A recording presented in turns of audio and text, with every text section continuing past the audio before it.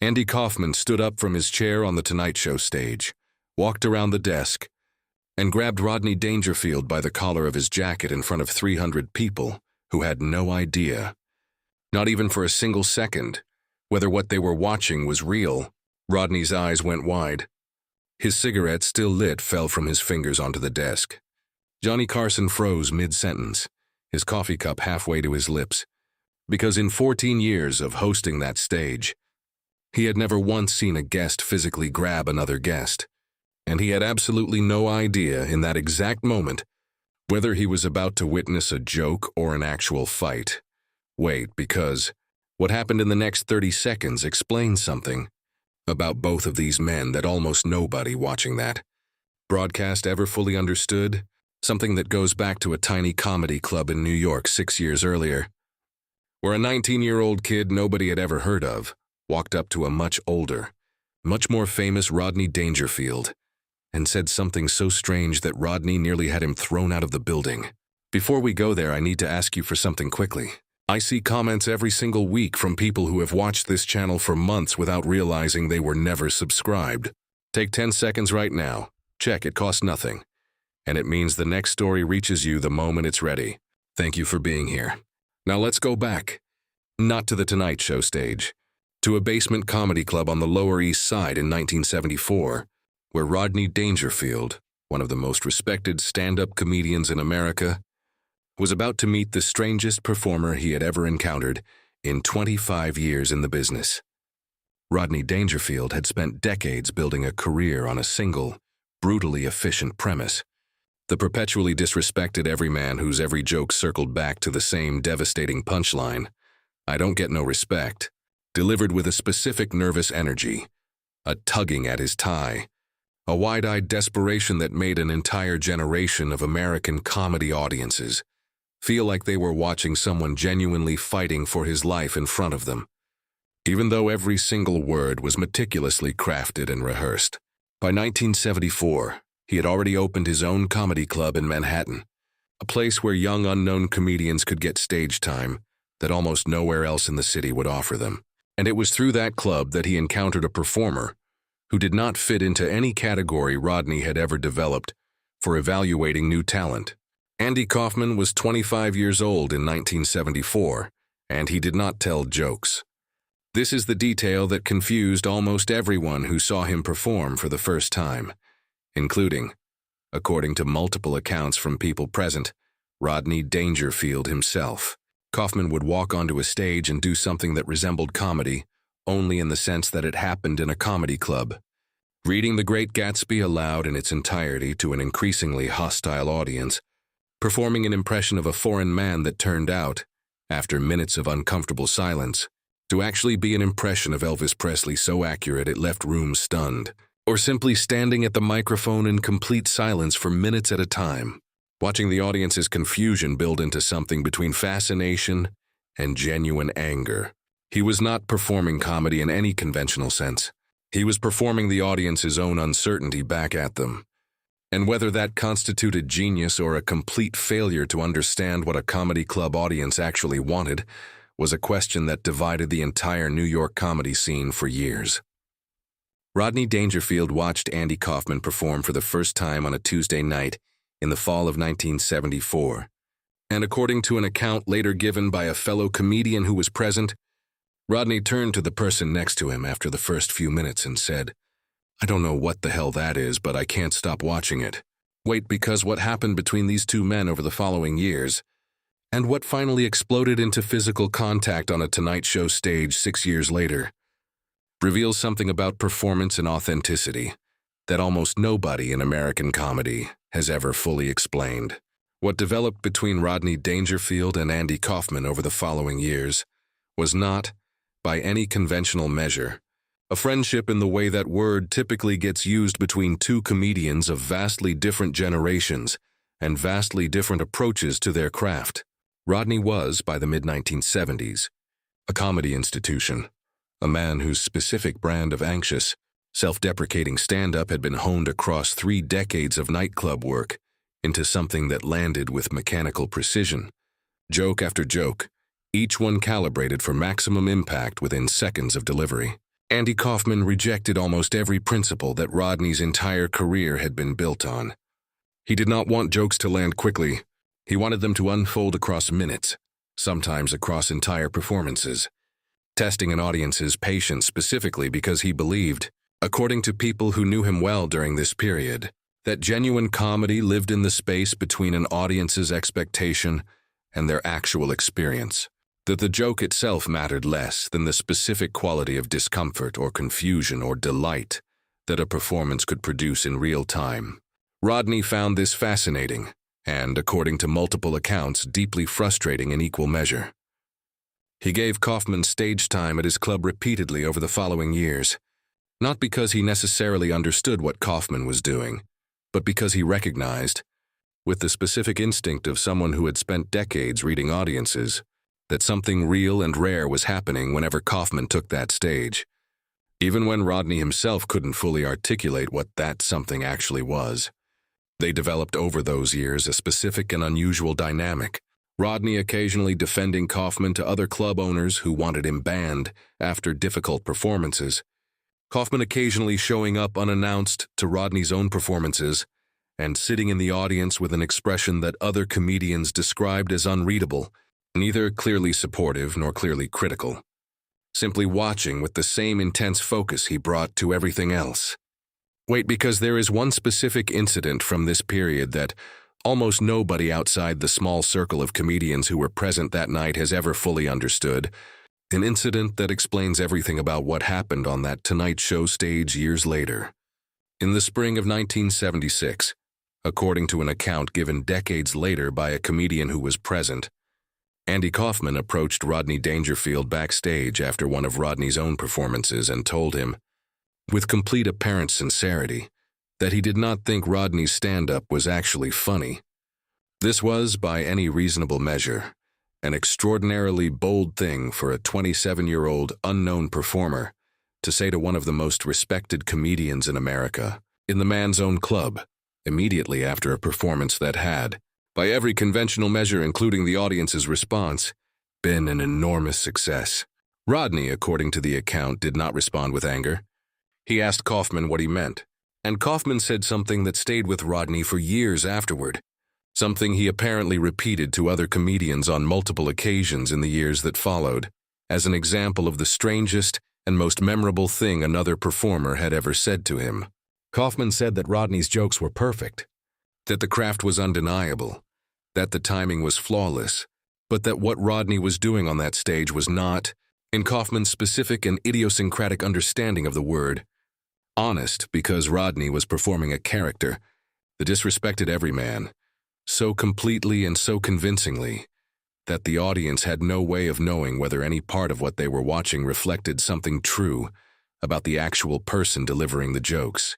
Kaufman said he believed the entire point of standing in front of an audience was to show them something real, even if that real thing was confusing or uncomfortable or took much longer to land than a conventional joke, and that Rodney's perfection was, in a sense, a kind of hiding, an incredibly skilled and commercially successful way of never actually revealing anything true about himself to the people who had paid to see him.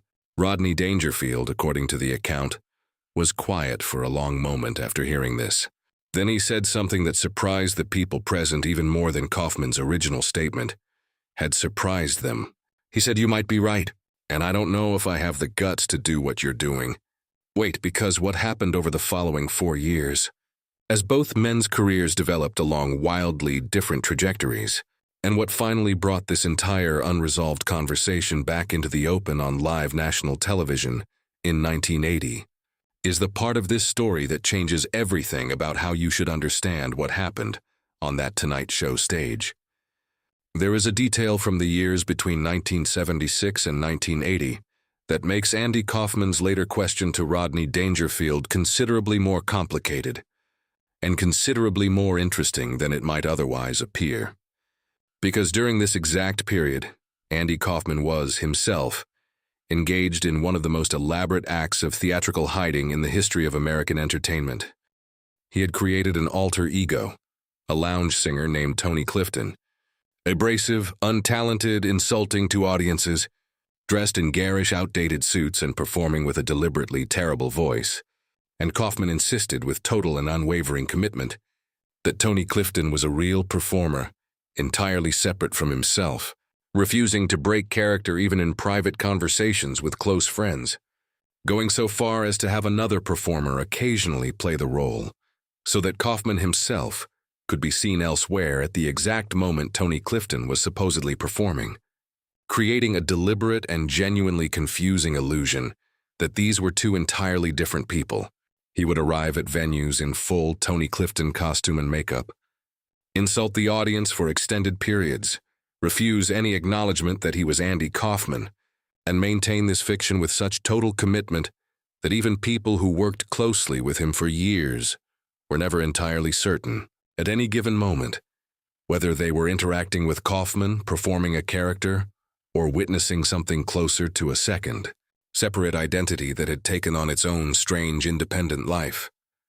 This detail matters enormously to understanding the confrontation that later occurred on the Tonight Show stage, because it means that Andy Kaufman, at the exact moment he was challenging Rodney Dangerfield about hiding behind a persona rather than revealing something true, was himself engaged in one of the most extreme and sustained acts of persona hiding that American comedy had ever produced. Whether Kaufman understood this contradiction, whether he saw Tony Clifton as fundamentally different from what he was accusing Rodney of doing, or whether the entire confrontation with Rodney was itself another layer of performance designed to explore exactly this contradiction, is a question that Kaufman never definitively answered in any interview or conversation that has survived. What is clear is that the people who knew him best during this period believed the distinction mattered enormously to him, that he genuinely believed there was a meaningful difference between Tony Clifton, an exaggerated theatrical creation that Kaufman treated as almost a separate and autonomous being, and Rodney's stage persona, a version of Rodney himself, amplified and stylized but still fundamentally continuous with the actual person delivering the jokes. Kaufman seemed to believe that the danger of Rodney's approach was precisely that continuity. The fact that audiences believed they were seeing something true about Rodney Dangerfield, the actual human being, when in fact what they were seeing was a meticulously constructed character that had simply been built so skillfully that the construction itself had become invisible. Tony Clifton, by contrast, made no such claim to authenticity. Audiences who encountered Tony Clifton knew, on some level, that they were watching a theatrical creation, however confusing the boundaries of that creation became in practice. Rodney's audiences, according to Kaufman's apparent reasoning, believed they were watching Rodney himself, and that belief, however comfortable and however commercially successful, represented exactly the kind of hiding that Kaufman had spent his entire career trying to expose and dismantle in his own work, and apparently, in the work of performers he respected enough to challenge directly. Wait, because understanding this specific philosophical tension between these two performers, this genuine and unresolved disagreement about what honesty in performance actually requires, is essential to understanding why what happened on that Tonight Show stage carried so much more weight than an ordinary comedic bit ever could have. By 1980, both men's careers had evolved in ways that made their earlier conversation feel, in retrospect, almost prophetic. Rodney Dangerfield had become, if anything, even more successful. His specific brand of anxious, rapid-fire stand-up reaching new heights of mainstream popularity through constant television appearances. His catchphrase, "I don't get no respect," having become one of the most recognizable phrases in American comedy. Andy Kaufman, meanwhile, had achieved a completely different and considerably stranger kind of fame. First through his role as the foreign mechanic Latka Gravas on the television series Taxi, a role that had made him recognizable to millions of Americans who had absolutely no context for the more experimental and confrontational performance work that had defined his early career, and then through a series of increasingly elaborate public stunts that blurred the line between performance and reality so completely that audiences and even industry professionals could never be entirely certain what they were watching. He had, by this point, taken up professional wrestling as a bizarre, ongoing performance piece, declaring himself the intergender wrestling champion of the world, and challenging women from the audience to wrestling matches, a bit that many audiences found genuinely offensive, and that Kaufman refused, with total and unwavering consistency, to ever acknowledge as anything other than completely sincere. He had feuded, in ways that appeared entirely real to almost everyone watching, with professional wrestler Jerry Lawler in a rivalry so convincing that it took years, in some cases decades, for audiences to fully understand how much of it had been elaborately constructed performance. Johnny Carson had, by 1980, booked both Rodney Dangerfield and Andy Kaufman on The Tonight Show, many times separately, each of them among the most reliably compelling guests the show could book, though for entirely different reasons. Rodney for the guaranteed comedic precision of his material, Kaufman for the genuine uncertainty he brought to every single appearance, the specific quality of not knowing, until the actual moment it happened, what Kaufman was actually going to do once the cameras started rolling. When Carson's production team booked them together for a broadcast in March of 1980, the pairing was, on its surface, simply good television, two enormously popular and completely different comic sensibilities sharing a stage. What almost nobody on the production team understood, because the 1976 conversation had never been reported anywhere and existed only in the private memory of the handful of comedians who had witnessed it, was that these two men were about to continue a conversation they had started 4 years earlier about honesty, performance, and what it actually meant to show an audience something true. The broadcast began normally. Rodney came out first, to the enthusiastic response that had become entirely predictable for him by 1980, and delivered several minutes of material with the mechanical precision that had made him one of the most reliable performers in American comedy. Jokes about his marriage, about his childhood, about the specific and endless disrespect that had become his signature comedic identity. The audience laughed exactly where they were supposed to laugh. Johnny Carson laughed exactly where he was supposed to laugh. Everything proceeded with the smooth professional competence that characterized a well-executed Tonight Show segment. Then Andy Kaufman was introduced, and he walked out from behind the curtain, wearing an expression that several members of the production staff later described as unusually intent. Even by Kaufman's already unpredictable standards, he sat down in the guest chair beside Rodney. He did not immediately engage with the ongoing conversation. He simply looked at Rodney for a long moment, a silence that stretched past the point of ordinary television comfort, the specific and deliberate discomfort that Kaufman had built an entire career on producing in live audiences. Carson, sensing something building, asked Kaufman a fairly ordinary question about his current projects, attempting to move the segment back into familiar territory. Kaufman answered, but distractedly, his attention still visibly fixed on Rodney beside him. And then, during a natural pause in the conversation, Kaufman said something directly to Rodney that the studio audience did not immediately understand the full weight of, because only a small handful of people in that entire building knew about the conversation that had happened backstage at Rodney's club 4 years earlier. Kaufman said, "Do you remember what I told you backstage in 1976? Wait, do not miss what happens next, because it explains everything about the physical confrontation that occurred less than 60 seconds later." Rodney Dangerfield went very still.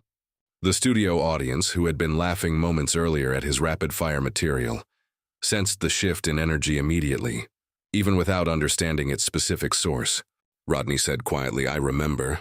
Carson, watching this exchange with the specific alertness of a host who had learned, over 18 years of hosting that stage, to recognize when something real was beginning to happen underneath the surface of a scripted segment, did not interrupt. Kaufman said, "I've thought about that conversation for 4 years. I want to know if you ever figured out an answer to what I asked you." "What did you ask him?" Carson said, genuinely curious now, the segment having moved entirely outside anything his production notes had prepared him for. Kaufman looked at Carson, then back at Rodney. He said, "I asked him if he had the guts to stop hiding behind the character and show people something real." Rodney Dangerfield's face, which had spent decades performing a very specific and very successful kind of theatrical anxiety for audiences, Did something the cameras caught clearly? A genuine and unrehearsed flicker of something that looked considerably more vulnerable than anything his stage act had ever revealed. He said, "I've thought about that too. Every single time I walk out on a stage, I think about it." Kaufman leaned forward. "And what have you decided?" he asked. Rodney was quiet for a long moment. Then he said something that surprised everyone watching, including, according to people present, Johnny Carson himself. He said, "I decided the character isn't hiding anything, Andy. The character is real. I really don't feel like I get respect. I've felt that way my whole life. The jokes aren't a mask. They're the only way I found to say something true without it destroying me." Andy Kaufman was quiet for a moment, absorbing this. Then he did something that nobody in that studio, including the production staff who had worked with him on multiple previous appearances, had ever seen him do. He stood up. He walked around the side of the desk past Carson and stopped directly in front of Rodney's chair. Rodney looked up at him, uncertain. The specific uncertainty of a performer who has spent an entire career reading audiences and suddenly finds himself unable to read the person standing directly in front of him. Kaufman reached out and grabbed the collar of Rodney's jacket with both hands, not violently, but with a sudden and startling physicality that made the entire studio audience gasp collectively, several members of the crew visibly tensing, uncertain whether they were watching a scripted bit or an actual altercation about to unfold on live national television. Rodney's cigarette fell from his fingers onto the desk. Johnny Carson half rose from his own chair, his coffee cup still in hand, genuinely uncertain for the first time in years of hosting whether he needed to physically intervene.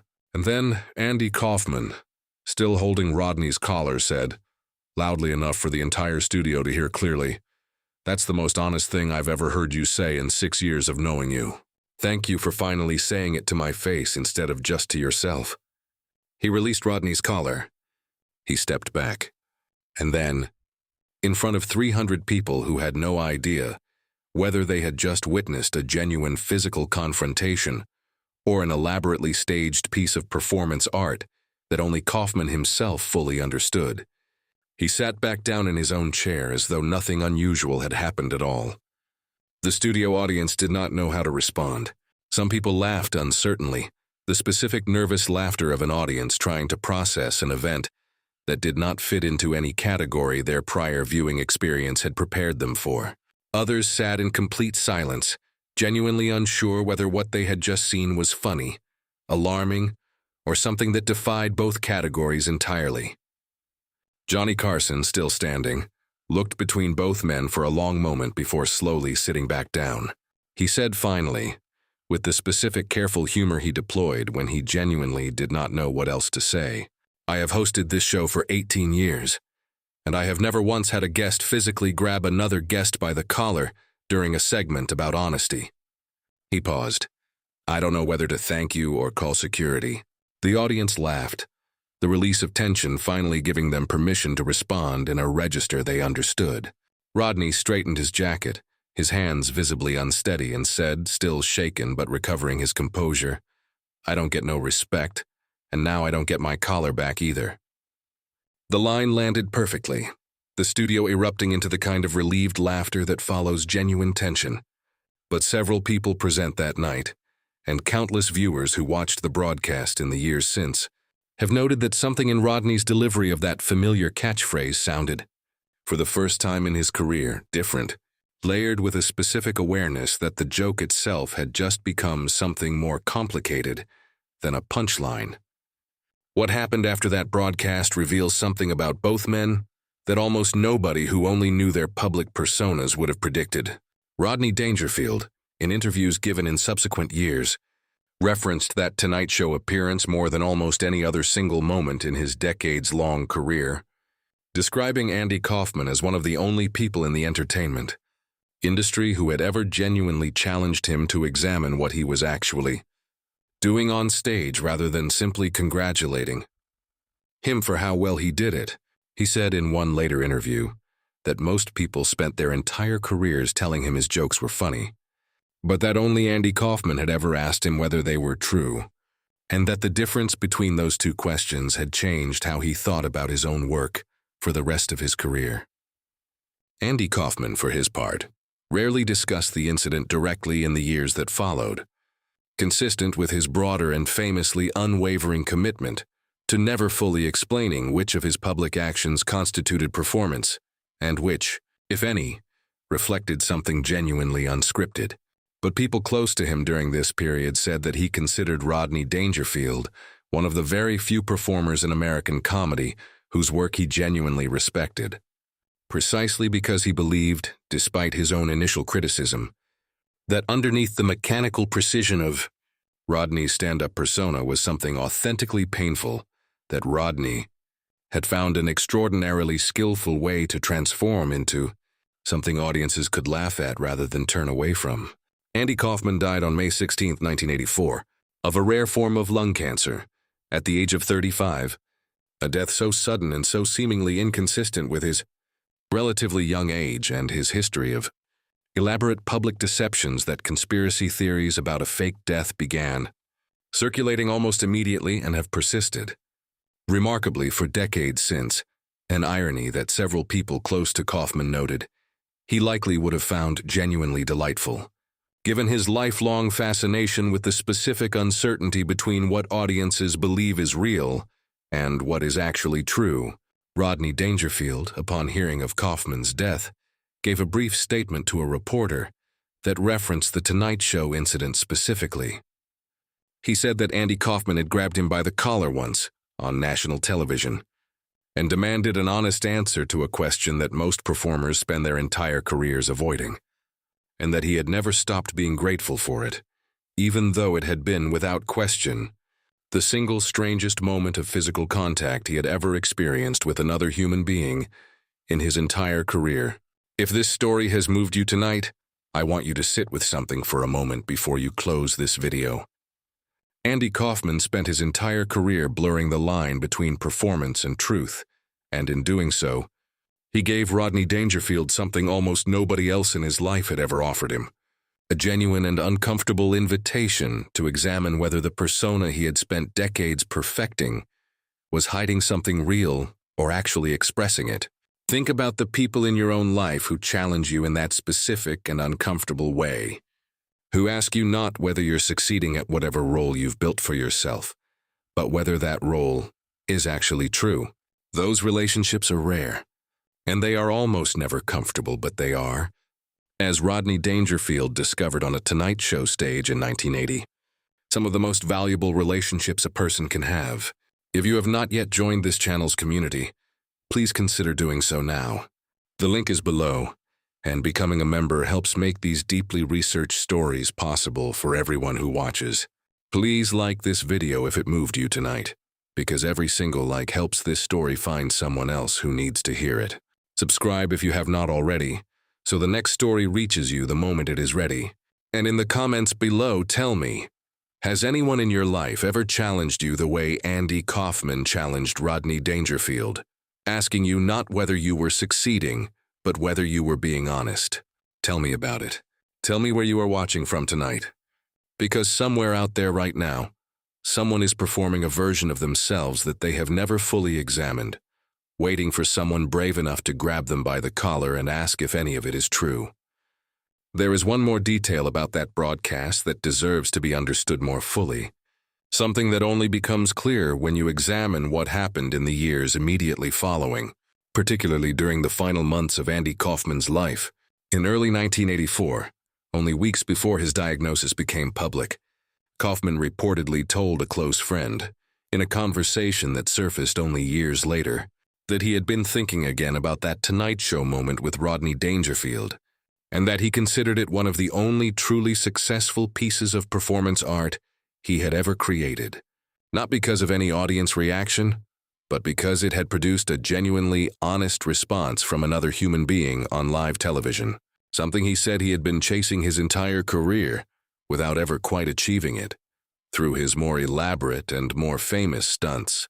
He said that most of his public performances, the wrestling matches, the feuds, the character work, had been designed to make audiences question what was real, but that the moment with Rodney had been different, because it had actually produced something real, a genuine unscripted admission from a man who had spent 30 years perfecting a persona specifically, so he would never have to make that admission to anyone.